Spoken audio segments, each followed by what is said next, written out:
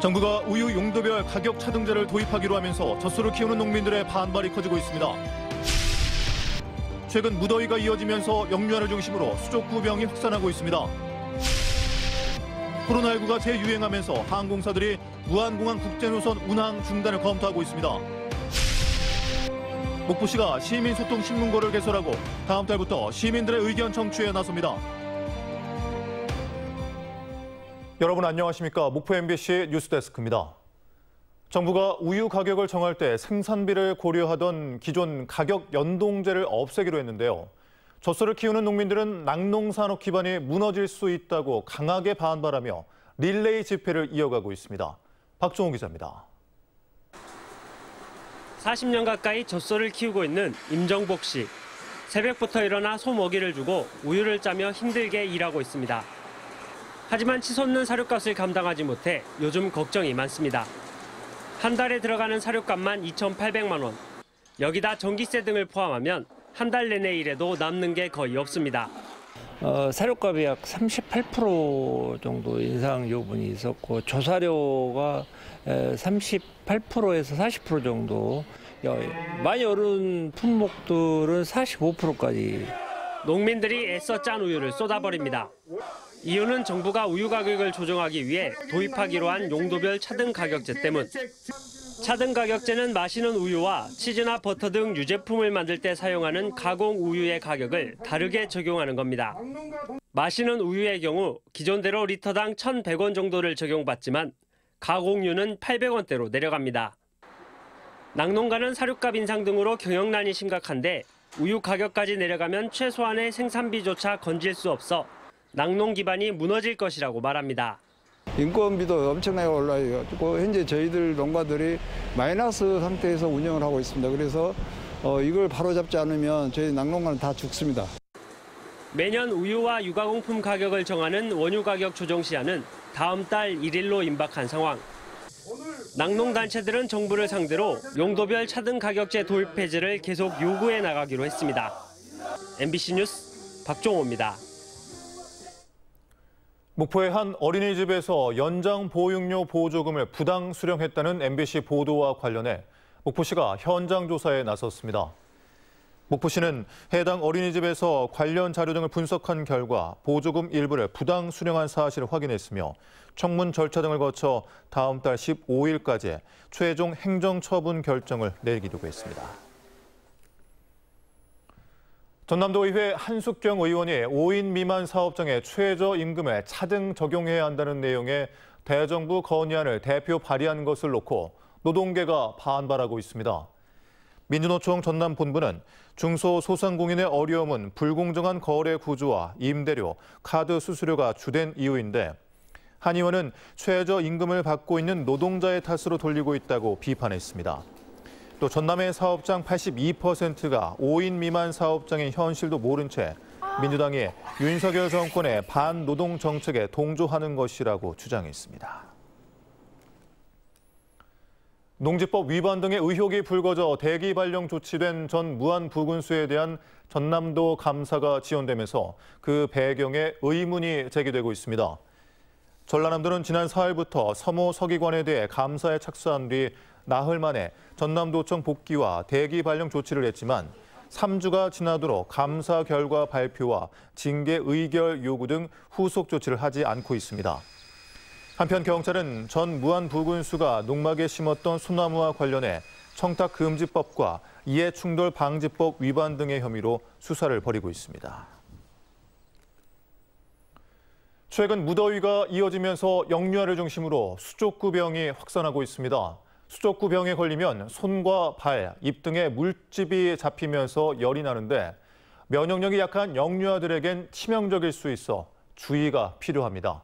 양정은 기자입니다. 5살 아이의 몸 곳곳에 크고 작은 물집이 생겼습니다. 손등과 발바닥부터 시작된 붉은 반점은 다리부터 무릎까지 빼곡하게 번졌습니다. 바이러스성 질환인 수족구병입니다. 엄청 가려워하고 아파요. 열도 많이 나고 같이 어린이 자는 기침에도 걸려가지고. 수족구병에 걸리면 입안과 손발에 붉은 물집과 발진이 퍼지고 발열이나 구토 등 증세가 나타납니다. 여름철에 바이러스가 왕성하게 활동하면서 면역력이 약한 영유아들을 중심으로 최근 빠르게 확산하고 있습니다. 최근에 집계된 전국의 수족구병 환자는 1000명당 12.5명으로 2년 전 같은 기간과 비교했을 때 12배 이상 급증했습니다. 혈중에 들어가면 우리 몸의 모든 장기에 다 갈 수가 있습니다. 면역이 떨어져서 기능이 떨어진 아이들은 이제 뇌수막염 상태로 갈 수가 있어요. 뇌로 들어가면. 방역당국은 수족구병 예방을 위해서는 손을 자주 씻고 감염자가 발생하면 아이들의 장난감, 물건 등을 소독제로 자주 닦아달라고 당부했습니다. MBC 뉴스 양정은입니다. 전남 지역 벼 농작물 재해보험 가입 농가가 늘고 있습니다. 올해 4월 25일부터 6월 30일까지 판매된 벼 농작물 재해보험 가입 농가는 총 65,433농가 11만 6,334헥타르로 이는 전년도 같은 기간에 비해 농가 수는 4.1%, 면적은 1.2% 증가한 수치입니다. 시군별 가입 면적은 해남 15,301헥타르, 영암 12,240헥타르, 고흥 1,321헥타르 순이며 가입 대상 면적 대비 가입률은 영광 87.7%, 진도 84.3%, 장흥 84.1% 순으로 나타났습니다. 목포시가 다음 달부터 시민소통 신문고를 개설하고 시민들의 의견을 청취합니다.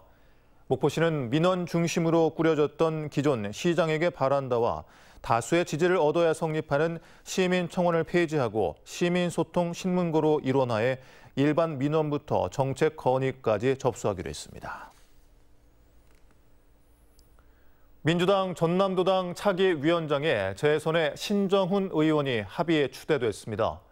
당초 초선인 윤재갑 의원의 강한 출마 의지로 경선 가능성이 점쳐졌지만 윤 의원이 정치권 화합 차원에서 불출마 결단을 내리면서 신 의원만 도당 위원장에 응모할 예정입니다.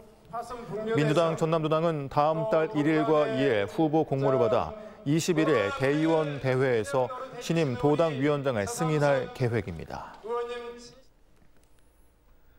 광주 전남 코로나19 일일 확진자 수가 3개월 만에 5,000명을 넘어섰습니다. 어제 광주 2,890명, 전남 2,637명 등 광주 전남에서 5,527명의 코로나19 확진자가 발생해 코로나19 재유행 확산세가 이어지고 있습니다. 특히 전남은 최근 2주 동안 발생한 10대 확진자가 2,913명에 달했습니다. 모처럼 해외 여행객으로 붐비는 무안국제공항에 코로나19 재유행이란 먹구름이 드리워졌습니다. 항공사는 운항 중단을 검토하는 등 숨고르기에 나서는 분위기입니다. 문현철 기자입니다. 코로나19로 국제선이 전면 끊긴 지 2년 4개월 만인 지난 15일. 무안국제공항에서 베트남 나트랑으로 전세기가 떴습니다. 이어 베트남 다낭과 달락, 몽골 울란바토르, 태국 방콕 등 5개 노선의 국내외 4개 항공사가 운항을 재개했습니다. 적막했던 무안공항은 탑승 수속을 밟은 대기줄이 길게 늘어지는 등 모처럼 활기를 되찾았습니다. 그러나 기대와 흥분도 잠깐, 코로나19 재유행 우려가 공항 활성화에 찬물을 끼얹고 있습니다. 대부분 항공사가 다음 달 중순까지 계획된 운항만 채운 뒤 예약 추이를 봐가며 앞으로 운항 여부를 정하겠다는 입장입니다. 코로나19 사태 이후 이들 부정기 노선 모두 한 달 기간으로 운항 허가를 받고 있습니다. 지금 탑승률이랑은 괜찮은데 이게 지금 생각보다 코로나가 더 심해진다 하니까 하반기 뒤쪽으로 갈수록 예약률이 떨어지나 봅니다. 지금. 무안공항 국내선 또한 운항 횟수 축소를 검토하고 있습니다. 2022-2023 전남 방문회를 맞아 무안국제공항을 띄우려던 전라남도도 고심에 빠졌습니다. 코로나19 재확산이 긴 겨울잠에서 깨려는 무안국제공항에 큰 악재로 떠올랐습니다. MBC 뉴스 문현철입니다. 행정안전부 경찰국 신설안이 경찰 내부의 거센 반발에도 국무회의를 통과했습니다. 일선에서 근무하고 있는 경찰들의 반발이 더욱 거세질 것으로 보이는데요. 오늘은 한기민 전 목포경찰서장이자 현 전남경호회 회장과 경찰국 신설 문제에 대해서 이야기 나눠보겠습니다. 안녕하십니까? 안녕하십니까?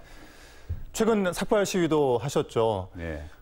왜 행정안전부의 경찰국 신설을 반대하시는지 이유부터 말씀해 주시죠. 이번 개정안의 핵심은 총경이상 임용 제척권을 행정안전부 장관 소속으로 두겠다는 것입니다. 경찰청장의 인사권을 청장에게 주지 않고 장관이 가져가겠다는데 누가 찬성합니까?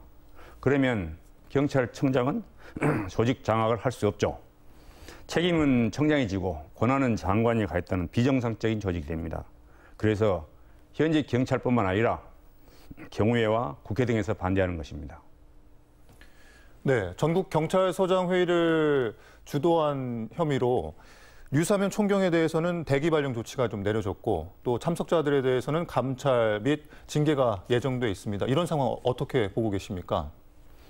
일과 시간도 아니고 그것도 절차를 걸쳐서 공휴일에 조직 관련 국가 제도의 절차상 문제점을 논의한 것인 대해서 징계와 감찰 조사를 하겠다는 것은 말도 안 되죠. 검사회는 되고 총회의는 안 된다는 이런 논리가 어디 있는지 21세기 대한민국에서 벌어지고 있는 현실에 정말 이해가 안 됩니다. 네, 이번 경찰국 신설 문제에 대해서 넓게 보면 국민들의 삶의 문제에 있어서도 영향을 끼칠 것으로 보이십니까? 네, 많은 영향을 미친다고 보죠. 왜냐하면 경찰은 국민과 가장 밀접하게 접촉하는 공기와도 같습니다. 이러한 기관에서 정부와 갈등이 표출된다는 것은 국민에게 가장 큰 피해를 준다고 보죠. 네, 일각에서는 경찰의 이런 집단 반발이 통제를 받지 않겠다는 것이냐는 이야기도 나오거든요. 아니죠. 지금도 우리 경찰 수사는 검찰에서 지휘를 받고 영장 청구권과 기소를 독점하고 있죠. 또한 주요 정책 부분에서는 중앙경찰위원회와 또 자치경찰위원회가 있습니다. 그리고 근무 관련해서는 언론도 있고 국회도 있고 또 시민단체 등이 있습니다. 국무회의를 통과하기는 했지만 경찰국 신설 문제가 더욱더 첨예하게 확대되는 상황인데 어떻게 풀어가야 된다고 생각하십니까? 이번 개정안 처리가 행정 절차표에서 규제하고 있는 입법 예고 기간이 40일입니다. 그런데 국민 생활과 직접 관련이 없다는 것을 구실로 해서 단 4일 만에 처리한 중대한 과실이 있습니다. 어제 국무회의를 통과했다고는 하지만 지금이라도 시행 시기에 대한 여유를 가지고 당사자인 경찰, 국회, 언론, 각 시민단체 등과 토론도 하고 청문을 거쳐 시행해야만 문제가 해결될 수 있다고 봅니다. 네, 지금까지 한기민 전 목포경찰서장과 이야기 나눠봤습니다. 오늘 말씀 고맙습니다. 감사합니다. 다음 뉴스입니다. 오늘 오전 11시 10분쯤 서해안고속도로 중림분기점 인근 갈림길에서 승용차와 화물차 등 6중 추돌 사고가 발생해 운전자 등 5명이 부상을 입었습니다. 경찰은 승합차가 도로 연석을 들이받은 뒤에 반대편 도로로 넘어지면서 사고가 잇따른 것으로 보고 운전자 등을 상대로 정확한 사고 원인을 조사하고 있습니다. 광주지방법원 장흥지원은 설 명절을 앞두고 지역민에게 기부 행위를 한 혐의를 받고 있는 이승옥 전 강진군수에 대한 사전 구속영장을 발부했습니다. 이 전 군수는 지난해 설을 앞두고 마을 이장 등 주민 800여 명에게 3,500만 원 상당의 사과 상자를 건네 공직선거법을 위반한 혐의를 받고 있습니다. 기말고사 시험지와 답안지를 유출한 혐의를 받고 있는 광주 고등학생 2명의 중간고사 시험 문제도 빼돌린 것으로 확인됐습니다. 광주 서부경찰서에 따르면 이 학생들은 지난 4월 말 치러진 중간고사를 앞두고도 교무실에 침입한 뒤 노트북에 악성 코드를 심어 공통과목 3개와 선택과목 4개의 시험지와 답안지를 빼돌린 것으로 드러났습니다. 경찰은 해당 학생들의 휴대전화와 노트북 등을 복원해 공범이 있는지 조사할 계획입니다. 광주지방국세청이 올 하반기에 세무관서장 회의를 열고 선제적인 세정 지원을 다짐했습니다. 광주 전남북 지역 일선 세무서장 등 회의 참석자들은 물가 불안 등 경제적으로 어려운 상황에서 환급금의 조기 지급과 납부 기한 연장 등 적극적이고 선제적인 세정 지원에 나서기로 했습니다. 또 비정상적이거나 반복적인 탈루는 철저히 검증하되 간편 조사를 확대해 기업과 소상공인의 세무 부담을 최소화하기로 했습니다. 김영록 전남도지사가 기획재정부를 방문해 전남 현안에 대한 내년도 국비 지원을 요청했습니다. 김 지사는 호남 고속철도 2단계 조기 완공 등 기반시설 사업과 김산업진흥구역 지정 지원, 그리고 국립심내혈관 연구소 설립을 포함한 연구 바이오 산업 필요성 등을 강조하며 국비 반영을 건의했습니다.